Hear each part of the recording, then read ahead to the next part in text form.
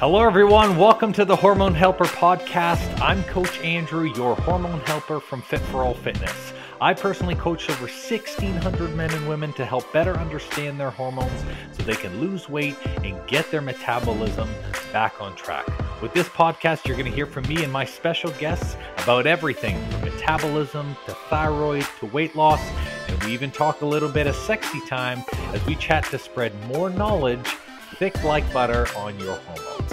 If you're ready to learn, I'm ready to share, so let's do this. All right, welcome back to the podcast. Super pumped to chat with you this week on micronutrients. I have been getting a bucket ton of questions talking about why micronutrients. I seem to be spinning a lot of information out on micronutrients because one, it's something that people don't know, and two, people don't understand the difference between dieting, just having a regular food cycle and source. So I'm going to do a podcast on it. That was my decision. Bam. But before we go into that, I hope everyone just enjoyed their long weekend. I can tell you where did me and Lorna go? We went to a Sound of Music festival in Burlington. I believe it was Sound of Music. Got to see some bands play. We spent some time with a few of our family members from the States, which was also good. We had my parents over to our new build where we were able to basically have them check out some areas. And I think I've subconsciously convinced my parents that they are going to have to move to Simcoe. So it wasn't intentional. However, at this point, they are pretty much telling me that they're all in with this area. So once my dad is like me, where we have very, very addictive personality. I don't want to say addictive, very focused personalities where when we get something into our brain, it's like, we got to do it right now, right then. So he's like, all right, that's it. We got to find a place and move to Simcoe. So essentially that is what has happened. But the reason why I bring this stuff up is because I've had a ton of conversations with people, ton of conversations on health, ton of conversations on the healthcare system and where it is. I've done a bunch of lives this week on it as well, too. I think it's really interesting because whenever, and this must be because I'm a health coach, whenever I have conversations and me and Lorna are involved, inevitably it goes to health. That's the way it is. People first, talk about what we're doing, the people that we're hanging out with, and then it's like, how's business? And then it's, how are the clients you're helping? And then everyone is kind of itching to just share their problems and challenges, which is okay. I mean, I think I signed up for that as a coach, right? Like, just like plumbers get questions every day about plumbing, electricians get questions every day. I'm just going to get questions on hormones, on health all the time. So the benefit, I think, is that I love obviously talking about that, but it still blows my mind that when I'm getting into these conversations that people are really, really struggling with the absolute fundamentals, which is okay. It doesn't mean that they don't know that. It's just something that has never been taught. Ever. I mean, people don't know what right foods should be for their body type. People don't know what macronutrients are, let alone what micronutrients are. They don't understand the key vitamins and minerals for them. They don't know how to make good food choices at the store. And there's so much misinformation that, like, immediately they just start kind of spitting out what they know. They start spitting out, oh, so I've been reducing carbs from my diet, and I've been really making sure that I've been watching the fats in my foods, and we've been dropping the sodium, and I've been buying nothing with sodium. And I'm like, listen, you guys are focusing on all the wrong crap. And they're like really confused. They don't understand. What do you mean we're focusing on the wrong stuff? We're trying to do the best for our body. And I can't blame them.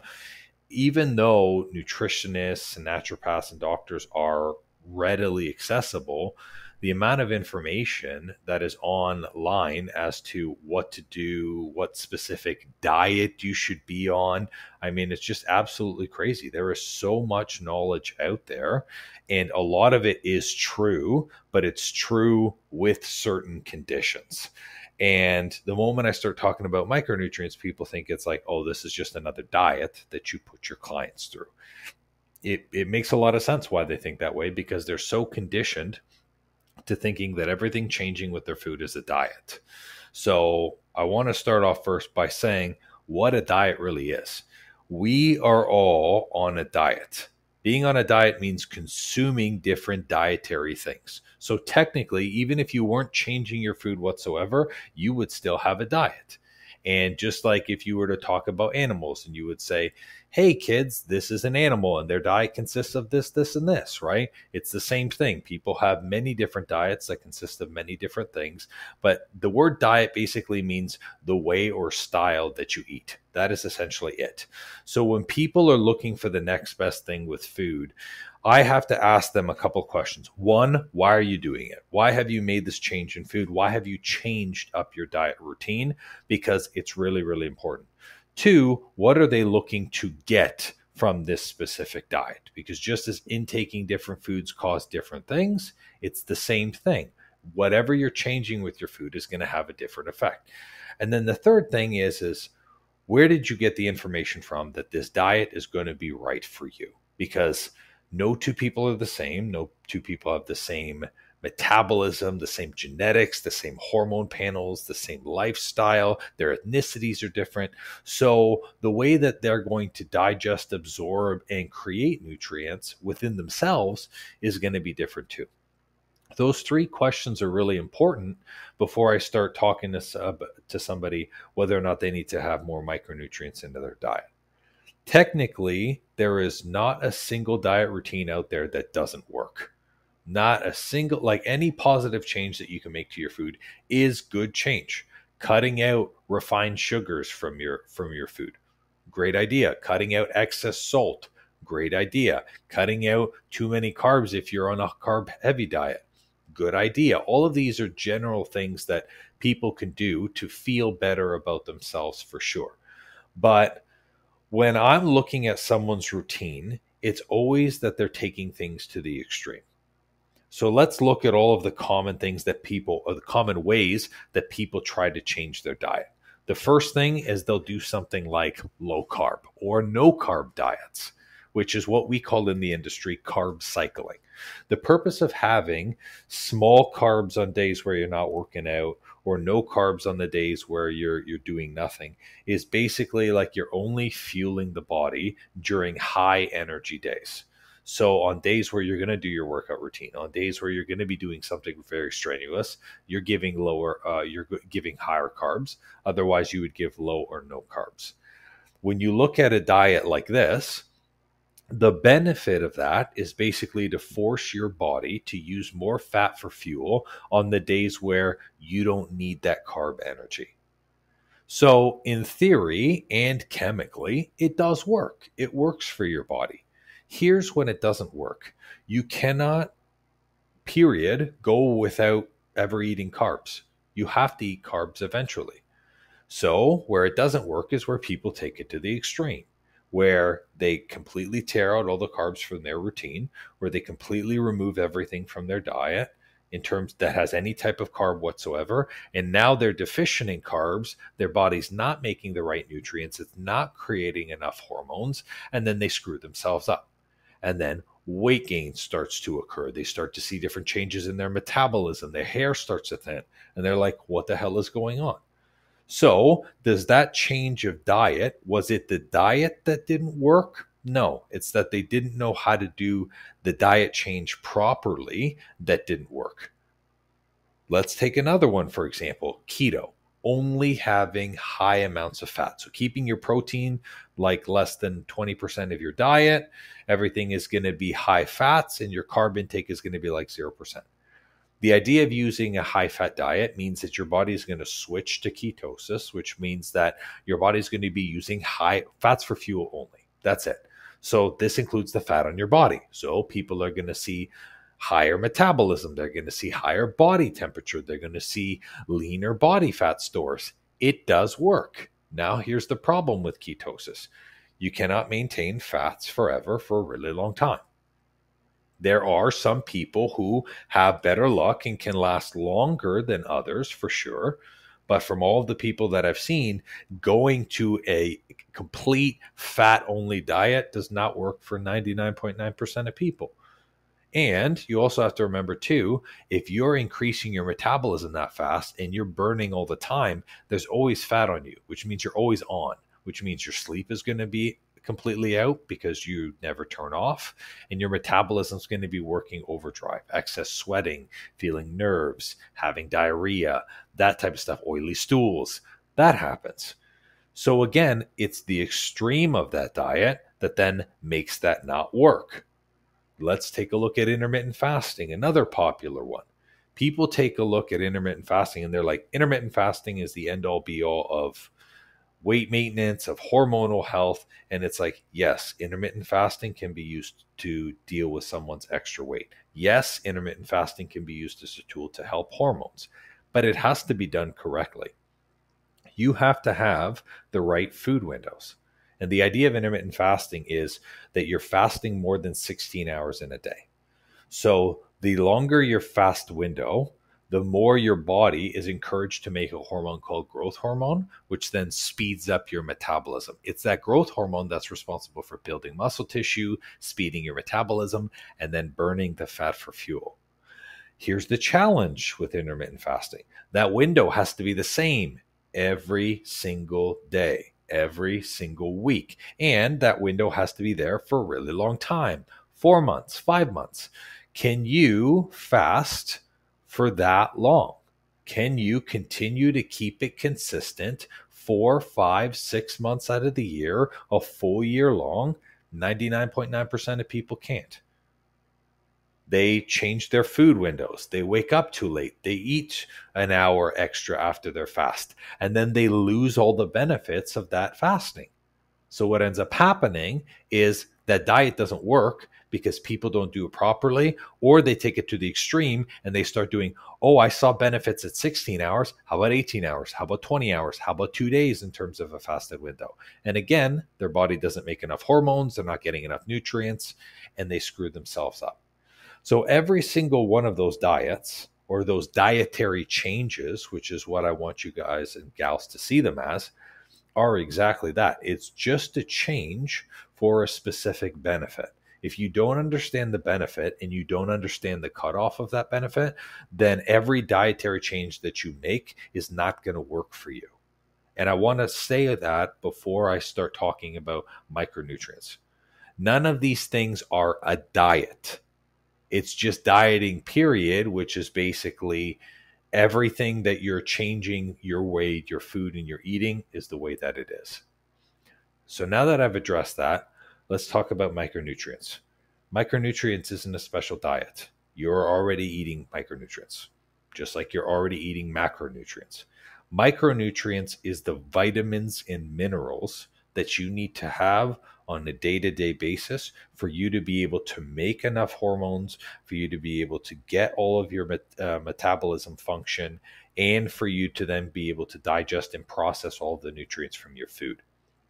These are different than macronutrients. Macronutrients are your proteins, carbs, and fats, which are used to be able to fuel your muscle, fuel your energy, and help with your metabolism. So you need both, and you are already eating both.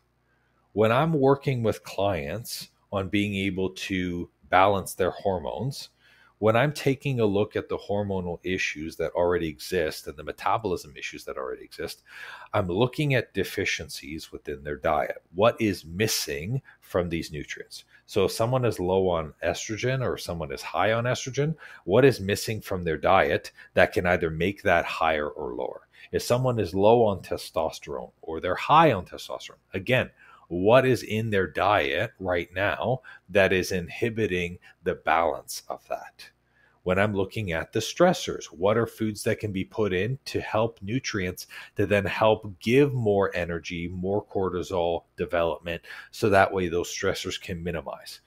The vitamins and minerals, they are the building blocks of those things. So we call them precursors. So essentially, for a hormone to be created in your body, it needs, of course, energy, right? Proteins, fats, carbs, like it needs that raw energy to create itself, but then it needs the building block for a specific hormone. So each hormone has a different building block, and each nutrient is responsible for creating a different set of hormones.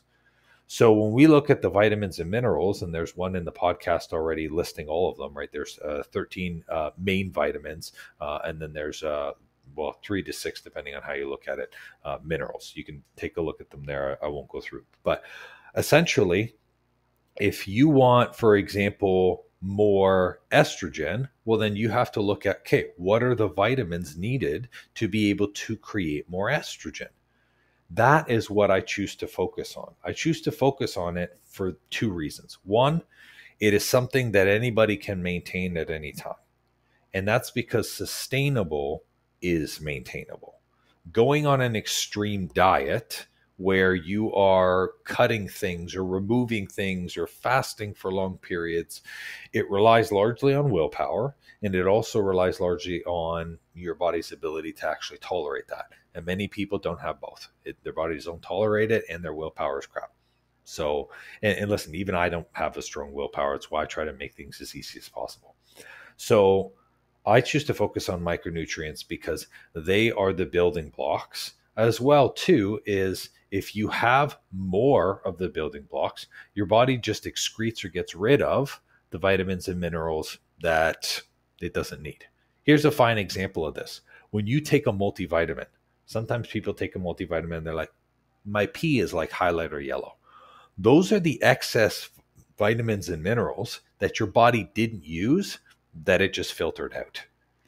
And that's essentially what happens with micronutrients. If you go 10 grams over a specific vitamin, too much vitamin C, not a problem. It gets excreted through your urine. Okay. Too much magnesium, not a problem. Gets excreted through your urine. So the body is really good at filtering the excess, meaning too much can't harm anybody. And also, with those building blocks, it allows you to then be proactive about the changes that are with the body. Every other change in terms of a dietary change that people tend to do tends to look only at the problem that's in front of them. Keto, intermittent fasting, carb cycling, and low carb is all designed to address an immediate problem. It's designed to help with weight loss. It's designed to help with someone's metabolism and burn fat. It's designed to help somebody lose a ton of water or be able to balance out a certain salt or sugar profile. That doesn't address the problem. How did that weight occur? How did the sugar level become so high? How did the water retention become so high? It addresses the symptom. It doesn't address the cause. Addressing the cause means we have to take a step deeper and we have to repair what happened to the body in order for it to be at a place where it can say, I'm actually okay now. So when I'm taking a look at micronutrients, I'm looking at fix it once, fix it right. That's the way that I see everything. Don't just put air in the tire knowing that the tire is going to leak. That's what a diet is. You want to take the tire off, plug wherever's leaking, put the tire back on, then the tire doesn't leak anymore. Great. That's success for me, and that's success for everybody that I work with. So the reason why you don't hear about micronutrients is because micronutrients exist in any single food that you're eating. Instead of educating people about the vitamins and minerals that go inside these foods, the Canada Health Guide, all of the other resources that you have out there, just have you focus on get enough protein, get enough carbs, get enough vegetables. Because if you have a healthy, balanced diet, chances are you're going to hit 80 to 90% of those vitamins and minerals that you need. Here's a fine example. Let's say you have 6 ounces of beef. Okay, cool. Well, 6 ounces of beef, it's got about 32 grams of protein. It's got, 9 to 10 grams of fat. Amazing. But what are the vitamins that it has? Well, beef has iron. Beef has creatinine. Beef has calcium. So by eating those things in a balance and by having a variety in your diet, you are getting a lot of the micronutrients. So it's easier when they're putting out information into the public to tell you to focus on the biggest wheel, right? Instead of focusing on the tiny little gears, which is what I do. I turn the tiny little gears to get someone's metabolism going. They focus on the big wheels because some people aren't even eating healthy, balanced meals, right? You want to speak to people where they are. So if someone doesn't have a balanced diet whatsoever, Step one is not to change their micronutrients. Step one is to have a balanced diet. Make sure you're eating 3 times a day. Make sure you're eating a variety of vegetables. Make sure you're having proteins, fats, and carbs with each meal. Cool. Once you've done that, if you're still not seeing the results, if you're still having symptoms and issues or your metabolism is slow, then we take that step deeper because that's when it's needed. So the reason why a lot of people come to me in terms of the micronutrient step is because they're already doing the things that are required. So the majority of our clients, when they come to us, they are eating 3 meals a day. They are eating healthy because they enjoy to eat healthy. They have balanced meals. And yeah, sure, they go out to restaurants every once in a while, which is totally normal. But they're doing the things already required with their food. And yet they're still not seeing the changes, or they're still having symptoms and issues. At that point, that's when I'm like, you need to take a step deeper, and that's micronutrients.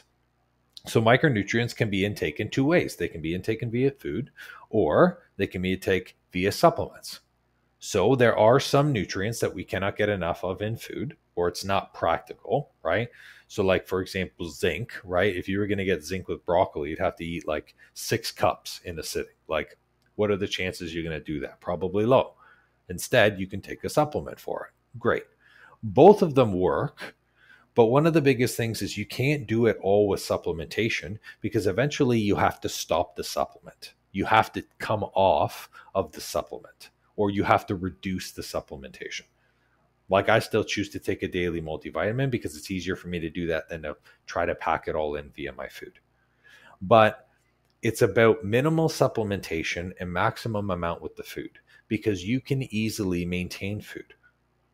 When I'm working with people, it makes it super simple if they understand how to eat right for their body type, they understand the rough portions, they understand the nutrients that they need, and then they can go to a restaurant, pick something, and they're like, this is what it's got in it. Cool. Or they can go to a family's house and see what's there and say, well, I'm going to select this, this, and this because I know that these are the nutrients that go in it. And it makes it really, really simple for them. But that's after they understand the education. So micronutrients, when we are focusing on micronutrients is not a diet. Okay. Everyone is already on a diet, and micronutrients isn't a special diet. It's just fine tuning the back end nutrients to repair the problem that has caused the symptoms. I choose to repair the problem so that way the symptom doesn't happen anymore, and then fix the symptom. It's way easier. It's way easier to do that than to try to keep pumping air in a tire and then drive down the road and you're still trying to pump air as you're trying to figure out where the tire's leaking. It's better like pull over, we'll take the tire off, we'll take it off, fix it, and then you can put it on, and then you can address the drive of the car. That's the way I see the micronutrient system.